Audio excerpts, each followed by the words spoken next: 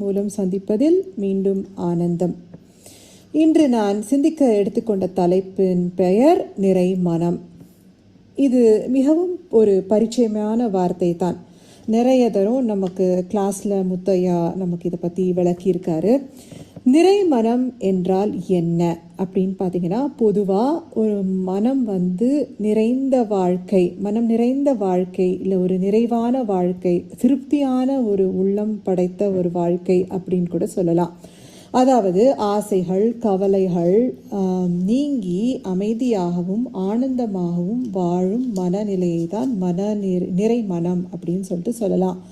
இது ஒரு பெயரடை அப்படின்னு சொல்கிறாங்க. அதாவது இங்கிலீஷில் நாம் adjective அப்படின்னு சொல்லுவோம் இல்லையா. That is adjective will be describing the noun. அதாவது ஒரு பெயர் சொல்லை சித்தரிக்கும் வார்த்தை தான் பெயரடை அப்படின்னு சொல்லலாம். உதாரணத்திற்கு சிகப்பு ரோஜா அப்படின்னு நம்ம சொன்னோம்னா, அந்த ரோஜா சிகப்பு நிறத்தில் இருக்கிறது அப்படின்னு அர்த்தம். அதாவது அந்த ரோஜாவை அது வர்ணிக்கிறது, இல்லை அதை ஒரு எக்ஸ்பிளைன் பண்ணி சொல்லுது. நல்ல செய்தி, அதாவது என்னிடம் ஒரு செய்தி இருக்கிறது, அது நல்லதான செய்தி அப்படின்னு நம்ம அந்த வார்த்தையின் மூலம் புரிந்து கொள்கிறோம். அதே போல தான் மனம் என்கின்ற ஒரு மறைபொருளை நிறைவாக இருக்கின்றது அப்படின்னு நம்ம வர்ணித்து சொல்கிறது தான் நிறை மனம். எல்லாம் எனக்கு கிடைத்திருக்கிறது, நிறைவாக அமைதியாக இருக்கிறது அப்படின்னு தான் அதற்கு பொருள். இந்த இடத்துல நிறை ப்ளஸ் மனம் அப்படிங்கிற 2 வார்த்தைகள் இருக்கிறது. நான் ஏற்கனவே சொன்ன மாதிரி மனம் ஒரு மறைப்பொருள், கண்களுக்கு தெரியாது, உணரவும் முடியாது, உணர மட்டுமே அதை முடியும் இல்லையா. அப்படி இருக்கும்போது எப்படி அதை நிறைவாக மாற்ற முடியும், நிறைக்க முடியும் அப்படின்னு யோசிக்கிறோம். இப்போது ஒரு பேனா இருக்குதுன்னு வச்சுப்போமே, அந்த பேனாவில் இங்கு தீர்ந்து போச்சுன்னா அந்த பேனாவை இங்கு நிரப்பி நம்ம அது நிறைச்சிடுறோம்.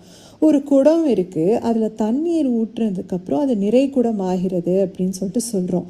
அது மாதிரி மனம் என்பதை எதை கொண்டு நிரப்பினால் அது நிறை மனமாக ஆகும் அப்படிங்கிற ஒரு கேள்வி எனக்குள் எழுந்தது. ஆனால் மனம் என்கின்றது ஒரு மறைப்பொருள், அதை எப்படி நிறைப்பது?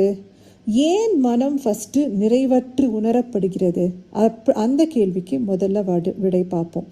எதை கொண்டு நிரப்ப வேண்டும் என்பதுக்கு அப்புறம் விடை சொல்கிறேன். ஆனால் ஏன் மனம் நிறைவற்று உணரப்படுகிறது, நிறைமனம் இல்லாமல் எப்படி எந்த தருணத்தில் நாம் உணர்கிறோம் அப்படின்றத நாம் முதல்ல தெரிஞ்சுக்கணும்.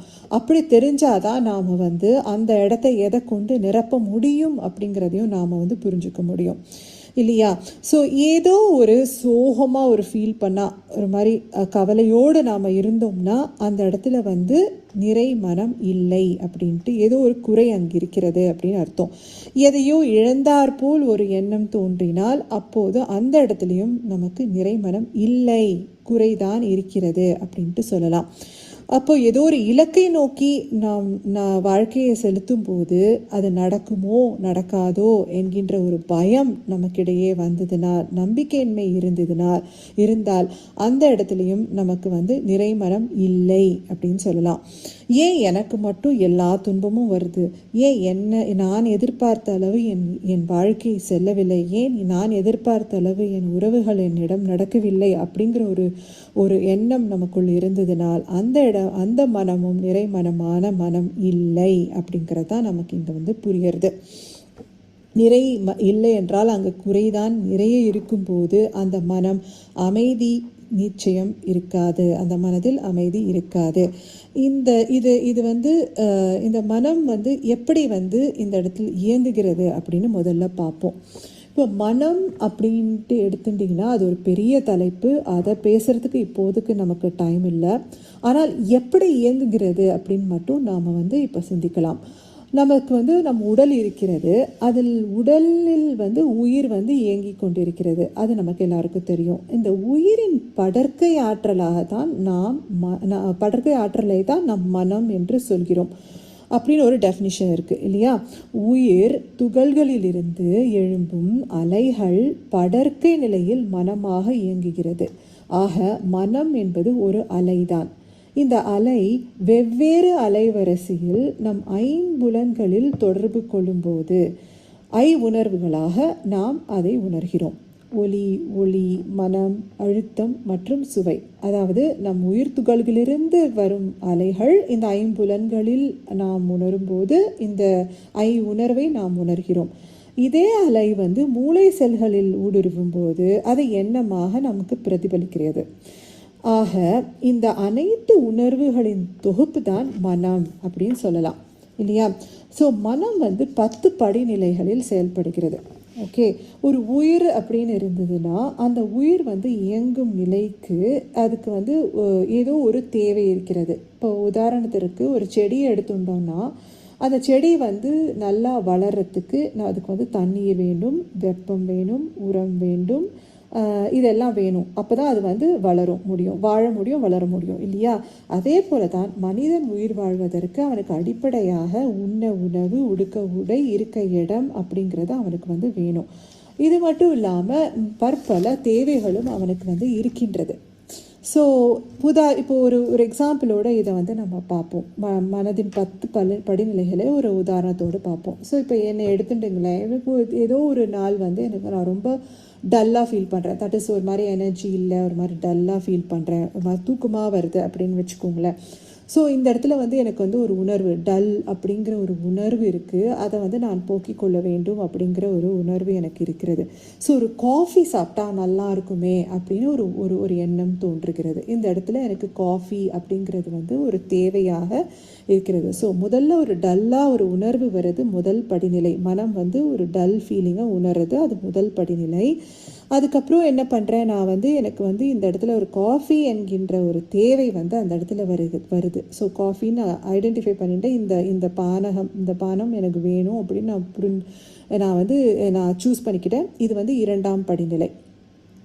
அடுத்து அந்த காஃபி எங்கே கிடைக்கும்? கடையில் போனால் கிடைக்குமா, இல்லை வீட்டில் இருந்தேன்னா வீட்டில் பால் இருக்கா, சர்க்கரை இருக்கா, காஃபி பொடி இருக்கா என்று எல்லாத்தையும் நான் இப்போ செக் பண்ணுவேன். ஸோ அப்படி செக் பண்ணி அப்படி இல்லைன்னா கடத்தருக்கு போய் பாலோ சர்க்கரையோ எதையாவது வாங்கிட்டு வர்றது ஒரு முயற்சி. அதாவது என் தேவையை பூர்த்தி செய்யக்கூடிய அத்தனை செயல்களும் அந்த இடத்துல ஒரு முயற்சி. அடுத்து எல்லா பொருட்களையும் வைத்து காஃபி போட்டு குடிக்கிறேன் அப்படின்னா அதுதான் 4ஆம் படிநிலை. இது செயல். ஓகே, செயல்தான் 4ஆம் படிநிலை. அந்த காஃபியை குடிச்சு முடித்த உடனே கொஞ்ச நேரத்தில் நான் கொஞ்சம் தெம்பாக ஃபீல் பண்ணுவேன் இல்லையா? அதுதான் 5ஆம் படிநிலை. இது முதலில் வரும் விளைவு. அதாவது தெம்பாக ஃபீல் பண்ணுறது முதல்ல வர விளைவு. இதை அந்த விளைவு தான் 5ஆம் படிநிலை. தட் இஸ் மனதின் 5ஆம் படிநிலை அப்படின்னு சொல்கிறாங்க. ஸோ முதலில் அதாவது தெம்பா ஃபீல் பண்ணுறேன். ஓகே, அதுக்கு அந்த ஒரு அனுபவம், அந்த தெம்பா ஃபீல் பண்ணுறது ஒரு அனுபவம். ஓகே, அந்த அனுபவம் 6ஆம் படிநிலை. இப்போ நேற்று காஃபி குடித்து முடிச்சிட்டேன், நாளைக்கு எனக்கு திருப்பியும் அதே மாதிரி ஒரு மாதிரி டல் ஃபீலிங் வந்துச்சுன்னா நான் அப்போ காஃபி குடித்தேன், நல்லா இருந்தது அப்படின்ற அந்த அனுபவத்தை நம் மனதில் ஓட்டி எனக்கு இன்றைக்கும் காஃபி குடித்தா நல்லா இருக்கும் அப்படிங்கிற ஒரு உணர்வு வருதுன்னா அது அனுபவம். அதுதான் 7ஆம் படிநிலை. ஸோ இந்த 7 படிநிலையில் மனம் உணர்வுகளுக்கு வசப்பட்டு அதிலேயே தான் சிக்கிக்கொண்டு செயல்படுகிறது. இப்படியே அனுபவத்தில் லயித்து மறுபடியும் அந்த அனுபவத்தை பெற காஃபி டெய்லி குடித்தால் அந்த மனம் புலனின்பத்தில் சிக்கிக்கொண்டு இருக்கிறது அப்படின்னு தான் அர்த்தம். இப்படி புலனின்பத்திற்கு அடிமையாகி, காஃபி குடிப்பதற்கு அடிமையாகி ஏதோ ஒரு நாள் காஃபி குடிக்க முடியல அப்படின்ற ஒரு சுச்சுவேஷன் போயிடுச்சுன்னா அந்த நேரத்தில் மனம் ஒரு மாதிரி டென்ஷனோ இல்லை பதப்பதப்போ அந்த இடத்துல ஒரு குறையாக எனக்குள்ளர நான் உணர ஆரம்பிக்கும்போது அந்த இடம் மன நிறைவு இல்லாத ஒரு மனநிலை தான் எனக்குள்ளே இருக்குது அப்படிங்கிறத என்னால் அப்போ நம்ம புரிஞ்சுக்கணும். என் மனம் ஏன் அமைதியற்று இருக்கிறது அப்படின்னு ஒரு ஆராய்ச்சியில் நாம் இறங்கும்போது அதுவே தான் 8ஆம் படிநிலை. இதற்கு பெயர் ஆராய்ச்சி. ஓகே, காஃபி குடிப்பதினால் என் உடல் நலத்திற்கு கேடு. அது மட்டுமல்லாமல் நான் அந்த காஃபிக்கு அடிமையாக என் மனதின் கட்டுப்பாட்டை நான் இழக்கப் போவதில்லை இதை உணர்ந்து கொண்டால் அதிலிருந்து வெளியில் வரணும் அப்படிங்கிற ஒரு தெளிவு வந்து நம் மனதிற்கு வந்து விட்டால் அதுவே மனதின் 9ஆம் படிநிலை. அதாவது அந்த தெளிவு, எனக்கு காஃபி வேண்டாம், இது என் உடல் நலத்திற்கு கேடு, இதிலிருந்து நான் மீண்டு வரணும் அப்படிங்கிற ஒரு தெளிவு மனதில் வந்துடுதுன்னா அது வந்து 9ஆம் படிநிலை. அப்படி ஒரு தெளிவு வந்த பிறகு இனி காஃபி குடிக்கணும் அப்படிங்கிற ஒரு எண்ணம் தோன்றினாலே நான் வந்து க்ரீன் டீ அப்படி இல்லாட்டி ஒரு வெந்நீர் குடிப்பேன் அப்படின்னு ஒரு சங்கல்பம் எடுத்து ஒரு முடிவு செய்து மனதிற்குள் நாம் பதிய வைப்பது வந்து 10ஆம் படிநிலை. ஸோ 8ஆம் படிநிலை, 9ஆம் படிநிலை, 10ஆம் படிநிலையான ஆராய்ச்சி, தெளிவு, முடிவு அப்படிங்கிறது வந்து ஒரு தெளிவில் ஒரு படிநிலை அப்படின்னு சொல்லிட்டு சொல்லலாம். முதல்ல வர 7 படிநிலை புலன்களில் அடிமைப்பட்டு இருப்பதால் அது பழக்க படிநிலை அப்படின்னும் சொல்கிறாங்க மகரிஷி. ஆக காஃபி குடித்தா நல்லாயிருக்கும் அப்படின்ற ஒரு உணர்வு ஏற்படுவதும் மனதில்தான். காஃபி உடலுக்கு கேடு, காஃபி குடிக்கணும்னு தோணும் போது க்ரீன் டீ குடித்து நான் சமாளித்து கொள்வேன் அப்படிங்கிற ஒரு உணர்வு எழுவதும் மனம்தான். இரண்டுமே மனம்தான். ஆனால் எப்படி செயல்படுது அப்படிங்கிற ஒரு வித்தியாசத்தை நாம் புரிந்து கொண்டோமே ஆனால் அந்த இடத்தில் மனம் வந்து நம் வசப்பட்டு இருக்கும், மனதில் ஒரு நிறைவு ஏற்படும் அப்படிங்கிறது தான் இங்கே இருக்கிறத நம்ம புரிஞ்சுக்கணும். ஸோ 10ஆம் படிநிலையான முடிவில் தான் மனம் வந்து அமைதி தரும், அமைதி கிடைக்கும்.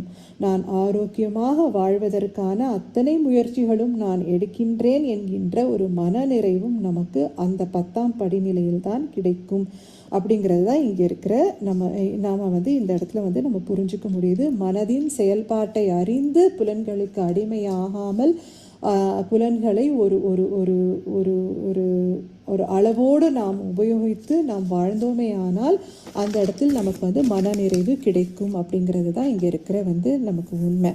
இதுக்கு உதாரணமாக வந்து நம்ம எதை பார்க்கலான்னா, ஒரு வெட்டில் பூச்சி அதுக்கு வந்து நெருப்பில் தான் அதுக்கு வந்து வாழ அதுக்கு தெரியும், அந்த வெப்பத்தில் தான் அதுக்கு வாழ தெரியும். ஆனால் அது விளக்கு ரொம்ப கிட்ட போயிடுச்சுன்னா அந்த வெப்பத்திலேயே ரொம்ப தாங்க முடியாமல் அது செத்து விழறதை நம்ம வந்து பார்த்துருக்கோம். அதே மாதிரி தான் புலன்கள் வந்து நமக்கு அவசியம்.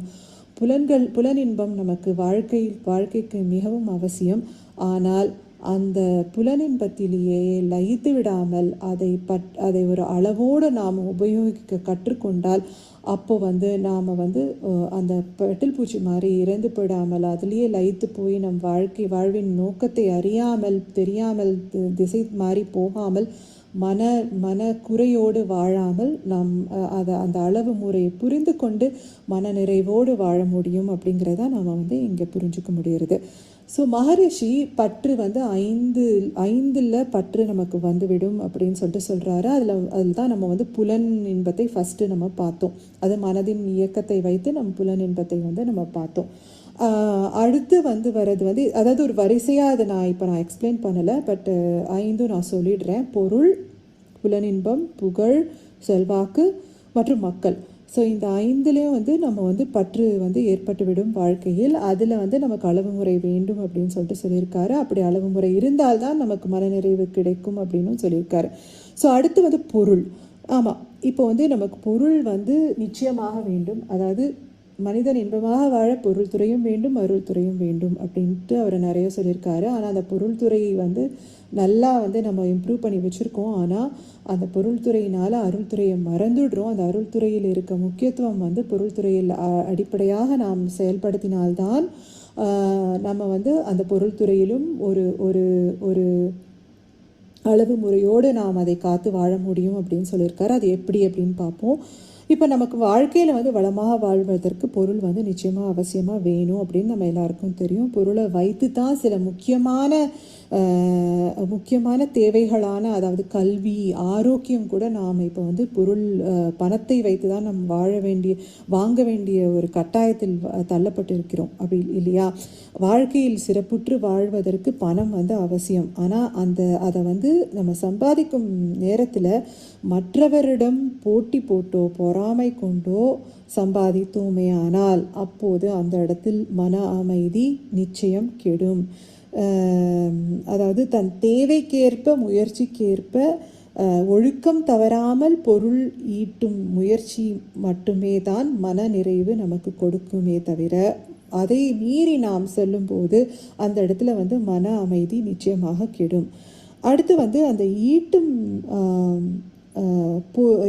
பொருளின் மீது நமக்கு வந்து பற்று வந்து விடுகிறது. அதாவது நான் சம்பாதிச்சேன், இது என்னோட பொருள், இது வந்து எனக்கு மட்டும்தான் சொந்தம் அப்படின்னு நாம் வந்து அந்த இடத்துல அதில் சொந்தம் கொண்டாடும் போது, அது மேலே அதீத பற்று ஏற்படும் போது அந்த இடத்தில் மன நிறைவு வந்து நமக்கு கிடைக்கப் போவதில்லை. ஏனால் அந்த பற்று வந்து அதை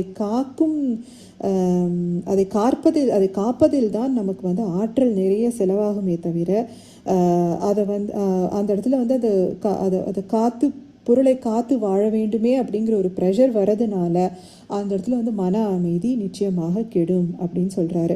ஸோ நம் தேவைக்கேற்ப நம்ம சேமித்த பின் மற்றவருக்கு உதவி வாழ்ந்தால் அங்கே மன அமைதியோடு மன நிறைவும் நமக்கு ஏற்படும் என்பதில் எந்த ஒரு சந்தேகமும் இல்லை.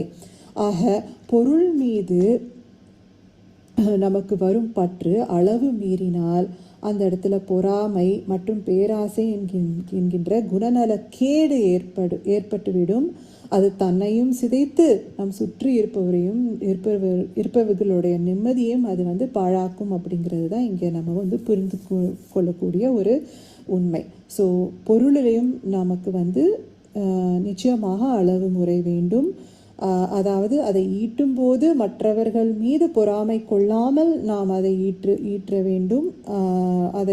அது மட்டும் இல்லாமல் அதை வந்து நிறைய நாம் வந்து பேராசை கொண்டு நமக்கே வைத்து கொண்டாலும் அது நமக்கு வந்து மனநிறைவு கொடுக்காது. மற்றவர்களுக்கு கொடுத்து வாழ்ந்தால்தான் நமக்கு மனநிறைவு கிடைக்கும் அப்படிங்கிறத வந்து இந்த இடத்துல நமக்கு சொல்லியிருக்காரு.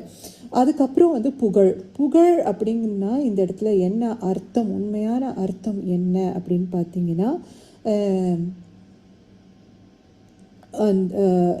நாம் மற்றவர்களுக்கு நல்லது செய்யும் போது அந்த மக்கள் அந்த நல்லது பெற்றுக்கொண்ட மக்கள் வந்து அவர்கள் மனதார நம்மளை வாழ்த்துவது தான் இந்த இடத்துல வந்து புகழ் அப்படின்னு சொல்லலாம். அதுதான் உயர் புகழ் அப்படின்னு நம்ம சங்கல்பத்திலையும் சொல்வோம்.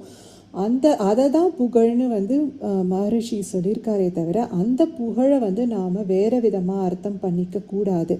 அதாவது ஒரு ஃபேமஸாக வாழ்கிறது, ஒரு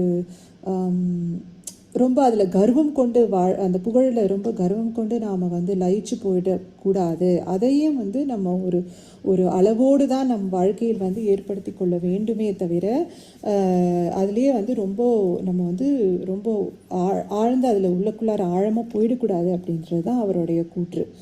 ஓகே, அதே மாதிரி செல்வாக்கும் அதே மாதிரி தான். செல்வாக்கு அப்படிங்கிற அர்த்தம் என்னன்னா, இப்போ எனக்கு வந்து ஒரு தேவை இருக்கிறது அப்படின்னு சொல்லிட்டு நான் வந்து யோசிக்கிறேன் அப்படின்னா, அதை வந்து ஒரு உண்மையான ஒரு நல்ல ஒரு தூய்மையான மனதோடு நான் வந்து எனக்கு அந்த வேலை ஆக வேண்டும் அப்படின்னா அது தானாக பிரபஞ்சம் வந்து எனக்கு வழி ஏற்படுத்தி கொடுக்கும்.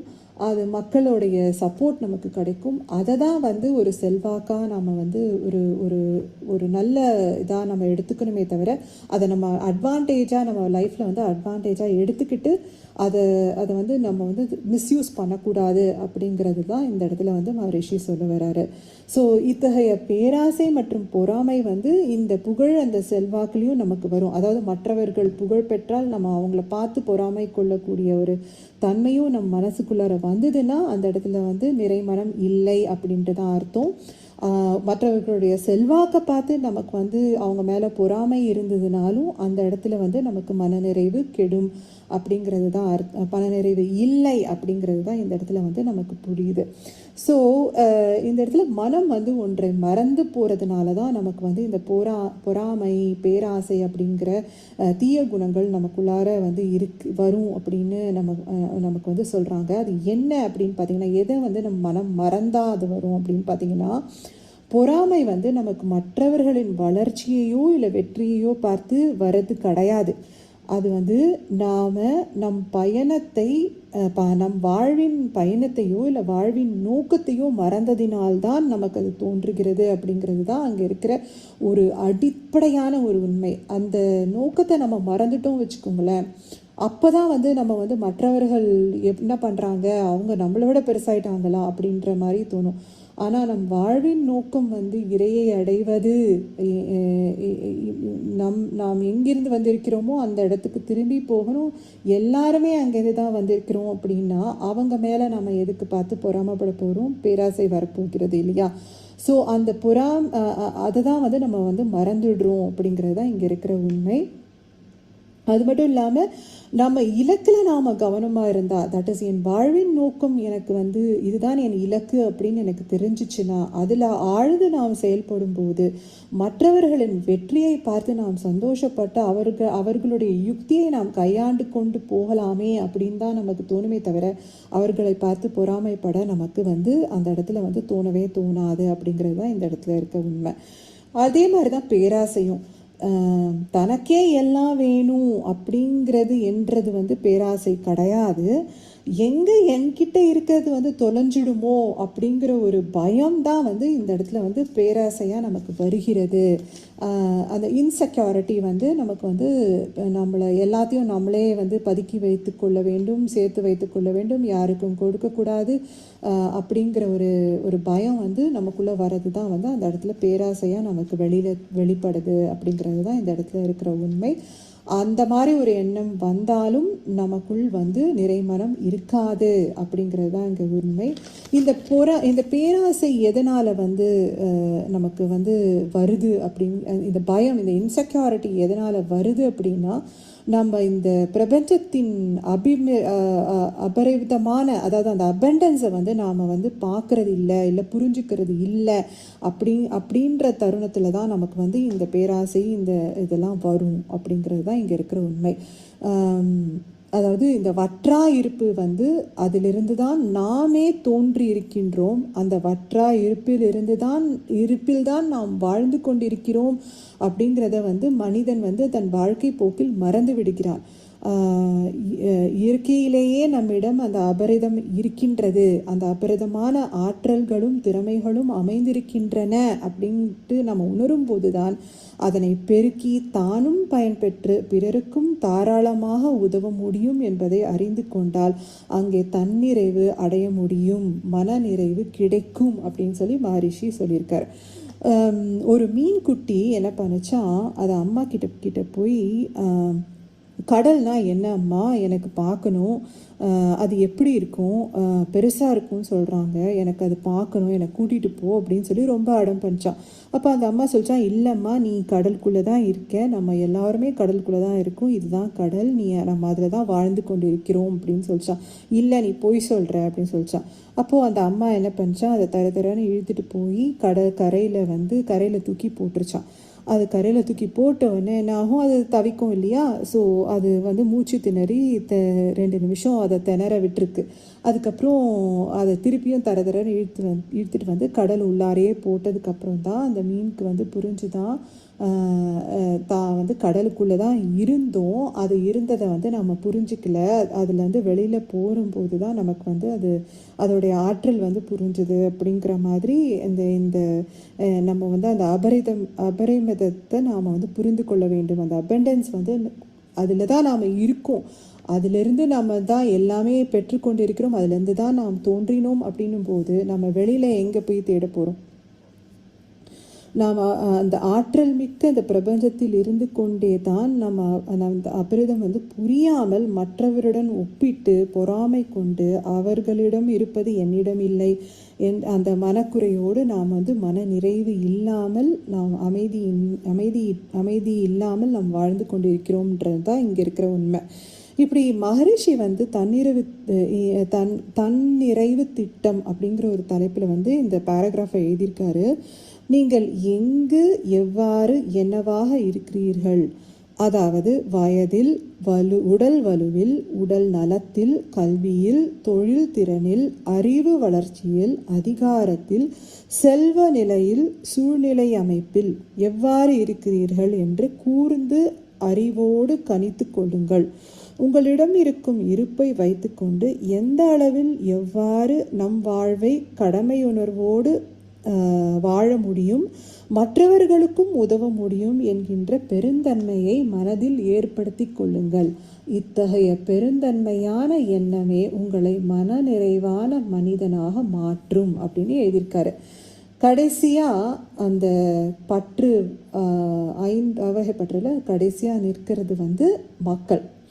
இதில் நாம் வந்து எல்லாருமே வந்து இதில் வந்து நிச்சயமாக வந்து அடி வாங்கிடுறோம். அதாவது ஆசை பாசம் அப்படிங்கிற பேரில் நம்ம என்ன பண்ணுறோம், நம்மளுடைய அந்த உணர்வுகள், ஆசை பாசம்ன்ற உணர்வுகளே அகப்பட்டு கொண்டு நம்ம உறவுகளில் வந்து கொஞ்சம் சிக்கிக்கொள்கிறோம் இல்லையா. நமக்கு வந்து அப்பா அம்மா அண்ணன் தம்பி அக்கா கணவன் மனைவி பிள்ளைகள் அப்படின்ற உறவு முறைகள் நிச்சயமாக வேண்டும். ஆனால் அவங்க மீது கடும் பற்று ஏற்பட்டு விடக்கூடாது அப்படிங்கிறாரு. அதாவது அட்டாச்மெண்ட்டு இருக்கக்கூடாது அப்படின்னு சொல்கிறாரு. அதுக்கு பதிலாக என் இருப்பை வைத்து கொண்டு என் மக்களுக்கு கடமை உணர்வோடு என்ன நன்மை செய்ய முடியும் என்று கணித்து கொண்டு அதை செய்ய வேண்டும் அப்படின்னு சொல்கிறாரு. அதை செய்து முடித்த பின் பிரதிபலனாக எதையும் எதிர்பார்க்காதே அப்படின்னு எச்சரித்திருக்காரு. எதிர்பார்ப்பு ஏமாற்றத்தில் தான் முடியும். அது மன அமைதியை கெடுக்கும், மன நிறைவு கிடைக்காது அப்படின்னு அவர் வந்து எச்சரிக்கிறாரு. ஸோ அவங்கள மேலே அட்டாச்மெண்ட்டும் இருக்கக்கூடாது, அட்டாச்மெண்ட் இருக்கணும். அதே நேரத்தில் நாம் என்ன நன்மை செய்ய முடியும் அப்படின்ற அந்த நன்மையை மட்டும் கடமையுணர்வோடு செயலாற்ற வேண்டும். அது மட்டும் இல்லாமல் எதிர்பார்ப்பு இருக்கக்கூடாது. பிரதிபலன், நான் இவ்வளோ நன்மை செய்தேன் எனக்கு பிரதிபலனா நீ என்ன செஞ்ச அப்படின்னு எதிர்பார்ப்பு அவங்கக்கிட்டேருந்து நம்ம இருக்கக்கூடாது. அந்த எதிர்பார்ப்பு ஏமாற்றத்தில் தான் முடியும் அப்படிங்கிறதையும் அங்கே சொல்லியிருக்காரு. அது மட்டும் இல்லாமல் அடுத்த இன்னொன்று சொல்லியிருக்காரு, மற்றவர்களிடம் குறை கண்டுபிடிக்காதே, குறை பாராமல் நிறை மட்டுமே பாருங்க அப்படின்னு சொல்லியிருக்காரு. இதுக்கு ஒரு கவிதை வந்து அவருடைய ஞானக்களஞ்சியம்ல வந்து நான் பார்த்தேன். அந்த கவிதை வந்து ரொம்ப யதார்த்தமாக இருந்தது. இந்த இந்த இந்த குறைகள் கண்டுபிடிக்கக்கூடாது, குறைகள் பார்க்காமல் வாழ்கிறதுக்கு எதை ஒப்பிட்டு இருக்காருன்னா, பறை ஒலியால் சங்கீதம் பயனற்று காண்பதை போல குறை காண்போர் அறிவில் நற்குணங்கள் பயனற்று இருக்கும் அப்படிங்கிறாரு. அதாவது பறை ஒலி மூலமாக சங்கீதம் அப்படின்றது ஒன்றும் வரப்போறதில்லை. அது மாதிரி குறை நிறைந்த மனதில் வந்து நிச்சயமாக நிறைய அன்பு இருந்தாலும் அது வந்து பயனற்று தான் இருக்கும் அப்படிங்கிறது தான் அங்கே இருக்க உண்மை அப்படின்ட்டு அதில் எழுதியிருக்காரு. ஸோ ஒவ்வொருவருக்கும் அறிவு இருக்கிறது, பொறுப்புணர்ச்சி இருக்கிறது, செயல்திறன் இருக்கிறது, வாழ்வின் அனுபவம் இருக்கிறது. இதை ஒற்றுக்கொள் அப்படின்னு சொல்கிறாரு. பிறரை மேய்ப்பதோ அடக்கி ஆள்வதோ நமது நோக்கமாக இருக்கக்கூடாது அப்படிங்கிறாரு. நல்லது மட்டும் செய்து விடு, எதிர்பார்க்காதே அப்படின்னும் எழுதியிருக்காரு. அதாவது அவங்கள வந்து ஓவராக கண்ட்ரோல் பண்ணி ஆசை பாசம் அன்பு அப்படின்ற பேரில் அவங்கள கண்ட்ரோல் பண்ணி, அன்பே தப்பாக புரிஞ்சுட்டு தான் நம்ம கண்ட்ரோல் பண்ணுறோம் வச்சுக்கோங்களேன். ஸோ கண்ட்ரோல் பண்ணி ஒரு பறவையை வந்து தங்கக்கூட்டில் அடைச்ச மாதிரி அதுக்கு உதாரணம் எடுத்துக்கலாம். ஆனால் அதே பறவையை வந்து நீங்கள் அன்பாக வெளியில் பறக்க விட்டிங்கன்னா அது சுதந்திரமாக பறந்துட்டு திரும்பி வர்றதுக்கான எல்லா சான்ஸும் இருக்குது. ஸோ அவசியமின்றி பிற செயலில் தலையிடாதே அப்படின்னு கூட அவர் வந்து எச்சரித்திருக்கிறார். ஆக மன நிறைவு அப்படின்ட்டு நமக்கு வேணும் அப்படின்னா, நிறை மனம் வேணும் அப்படின்னா, அந்த மனதில் நாம் என்னெல்லாம் நாம் வந்து நிரப்ப வேண்டும் அப்படின்னு பார்த்தீங்கன்னா, முதலில் நாம் செய்ய வேண்டிய செயல் மனதின் தன்மையையும் அதன் இயக்கப்படி நிலைகளையும் நாம் அறிந்து ஏற்றுக்கொள்ள வேண்டும். புலன்களின் பிடியிலிருந்து நாம் அளவு முறையோடு அதை உபயோகித்து அதில் இன்புற்று வாழ நாம் கற்றுக்கொள்ள வேண்டும். இது ஃபஸ்ட்டு ஸ்டெப்பு. மன நிறைவு வேணும்னா அடுத்து வந்து பிரபஞ்சத்தில் இருக்கும் பற்றாயிருப்பை நாம் உணர்ந்து நம் தேவைக்கேற்ப பொருள் மற்றும் புகழ் செல்வாக்கு அளவு அவை அனைத்தையும் அளவு முறையோடு காத்து வாழ்ந்தால் நமக்கு வந்து நிச்சயமாக நிறைமனம் மன நிறைவு நமக்கு கிடைக்கும். அடுத்து மூன்றாவதாக மக்கள் பற்று, அதாவது உறவில் துறவு, பற்றற்ற பற்று, கடமையுணர்வோடு நம்மால் இயன்ற நன்மைகளை அவர்களுக்கு செய்து பிரதிபலன் எதிர்பார்க்காமல் அவர்கள் மேல் அதிகாரம் செலுத்தாமல் உறவுகளை கையாண்டால் அப்போது நமக்கு வந்து மனநிறைவு கிடைக்கும். இதுதான் நம்ம வந்து மனநிறைவு கிடைப்பதற்கான பெறுவதற்கான வழிகள் அப்படின்னு சொல்லி என் உரையை மகரிஷியின் பாடல் மூலம் முடித்துக்கொள்கிறேன். நிறைவால் நிறை அப்படின்ற ஒரு பாடல் இருக்குது. பாடல் எண் 1590. நீர் நிறைந்த பாண்டத்தில் காற்றேறாது, நித்தியமாம் மெய்ப்பொருளால் நிறைந்த உள்ளம், ஊருலக பொருள் கவர்ச்சி உணர்ச்சி ஏதும் உள்நுழையா. இப்பேறு தவத்தால் அன்றி யார் பெறுவர், யார் தருவர்? அறிவு ஓங்கி அதுவே தான் மெய்ப்பொருள் என்றறியும் பேற்றை சீர்நிலையில் மனம் வைத்து வேண்டா பற்றை செதுக்கி கொண்டே இருக்கும் விழிப்பு வேண்டும் அப்படின்னு எழுதியிருக்காரு. ஸோ இந்த பாட்டிலிருந்து நமக்கு என்ன புரியுதுன்னா, தவத்தின் மூலமாக தான் நமக்கு அந்த மன உறுதி கிடைக்கும். அப்படி தவத்தின் மூலமாக தான் நாம் மனதை மெய்ப்பொருள் கொண்டு நிறைந்து வைத்து கொண்டோமே ஆனால் அப்போது நமக்கு அந்த கவர்ச்சி உணர்ச்சி எதுவும் உள்ள நுழையாது. அது மட்டும் இல்லாமல் நம்ம அந்த மெய்ப்பொருளை எப்போவுமே உள்ளார நிரப்பி வைத்து இருந்தோமே ஆனால் நாம் அந்த வேண்டா பற்று நமக்குள்ளார செதுக்கப்படும். மனம் விழிப்பு நிலையோடு செயல்படும் அப்படின்னு அந்த கவிதை மூலம் நமக்கு சொல்லியிருக்காரு. இத்துடன் என் உரையை முடித்துக்கொள்கிறேன். வாய்ப்பளித்தமைக்கு நன்றி. வாழ்க வளமுடன்.